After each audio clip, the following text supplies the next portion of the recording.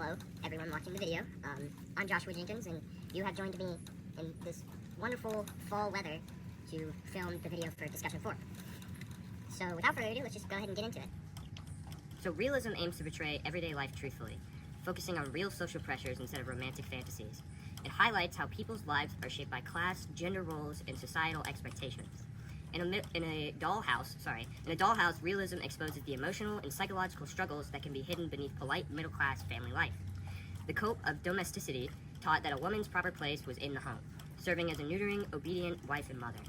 Women were expected to be pure, self-sacrificing, and a supportive role rather than an independent role. This belief shaped how society judged women's value and behavior. Nora's role in the play reflects these expectations of domesticity. She's treated like a decorative childlike wife rather than an adult with thoughts and agency. Torvald calls her pet names and makes decisions for her, assuming she cannot handle responsibility. Realism reveals the emotional strain that this causes on Nora as she hides her sacrifice and desires. So more on kind of that societal expectation and when it was happening. So women in the 19th century lacked basically all legal rights, including the ability to control finances, sign contracts, or make decisions without male approval, which is pretty weird and messed up. Their identities were defined by marriage or motherhood. Speaking out against these norms could be considered improper or even dangerous. Today, women have a much greater role in society than they used to.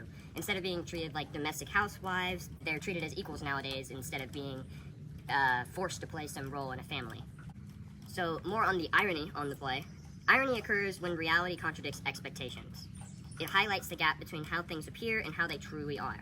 In this play, irony helps expose the truth of Nora and Torvald's marriage. Torvald constantly says he loves and protects Nora, but his actions honestly show the opposite. When Nora's loan is revealed, he panics about his reputation instead of appreciating the sacrifice she made to save his life.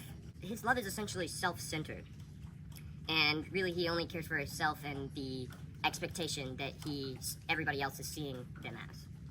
Irony makes the conflict clear. Nora acted out of love, while Torvald acted out of pride. The moment reveals that the emptiness of their marriage. It becomes the final push which leaves Nora to leave. So here's Act 1 versus Act 3. In Act 1, Nora appears cheerful, playful, and obedient, acting like the ideal wife a society expects her to be. She hides her stress and intelligence to maintain the image of being carefree. She tries very hard to keep Torvald happy and avoid conflict. In Act 3, though, it's almost kind of a parallel. Nora speaks directly, calmly, and seriously for the first time. She acknowledges that she has been treated like a doll, performing rather than living. She recognizes that she must learn more about herself outside of her marriage. Nora's change in both transformation and realization. The strength she shows at the end is always within her, but suppressed by social expectations. Her decision to leave is reclaiming her identity and autonomy. I want to talk a little bit more about Nora and Torvald versus Miss Lind in Krogstad. So Nora and Torvald's marriage is based on control, gender roles, societal expectations, and maintaining appearances. There is no open communication between them or emotional equality. Once the illusion breaks, there's no foundation left to be rebuilt from. Miss Lind in Krogstad's relationship is grounded in honesty and shared vulnerably. They accept each other's flaws and past mistakes. Their reunion shows a mutual respect and desire to support one another. The contrast suggests that a healthy relationship requires trust, vulnerability, and shared responsibility and equality. The play does not reject love, it rejects love built on control.